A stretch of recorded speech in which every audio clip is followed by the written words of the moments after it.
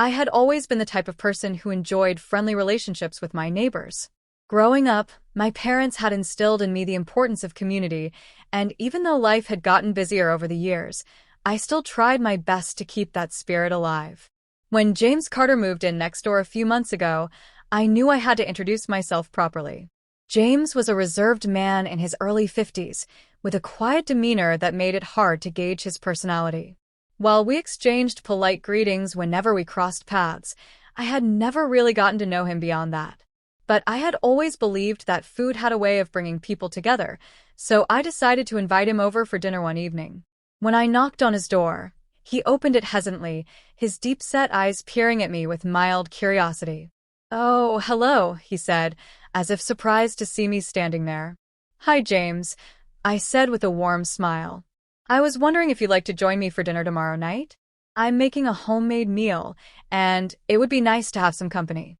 He seemed taken aback, as if no one had extended such an invitation to him in a long time. "That's very kind of you," he finally said. "I'd be happy to come." The next evening, I set the table with care, making sure everything looked inviting. I had spent the day preparing a roasted chicken with mashed potatoes, fresh salad, and a warm apple pie for dessert. As the doorbell rang, I took a deep breath and went to greet my guest. James looked different that night, less guarded, almost as if he had softened somehow. He stepped inside, glancing around my home with quiet appreciation. "It smells amazing in here," he commented. "Thank you. I hope you brought your appetite." We sat down and began eating, and to my surprise, he started opening up. He spoke about his past, how he had moved to the neighborhood after losing his wife 2 years ago. He had a daughter who lived across the country, and though they spoke often, he still felt the pang of loneliness creeping in from time to time. "I guess I just got used to being by myself," he admitted, looking down at his plate. "It's been a while since I sat down for a home-cooked meal with someone." His words touched me. I realized then that what had started as a simple dinner invitation had turned into something much more meaningful. As the evening went on, we talked and laughed, sharing stories and memories. By the time he was getting ready to leave, there was a noticeable change in him, a warmth that hadn't been there before. "Thank you for this," he said sincerely. "I didn't realize how much I missed just having a conversation over a good meal." I smiled. "You're welcome anytime, James." From that night on, our casual neighborly greetings turned into regular dinners, small chats over the fence, and even the occasional weekend coffee.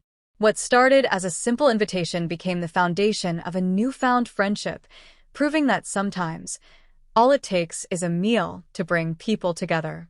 Over the next few weeks, our dinners became a weekly tradition. Every Friday evening, we would take turns cooking, sometimes even trying new recipes together. One evening, James brought over a special dish that his late wife used to make, a hearty beef stew that filled the house with a comforting aroma. As we sat down to eat, he shared stories of their life together, the way she used to hum while cooking, the laughter that filled their home. It was in these moments that I saw a side of him that he rarely showed, a man who had loved deeply and still carried that love with him.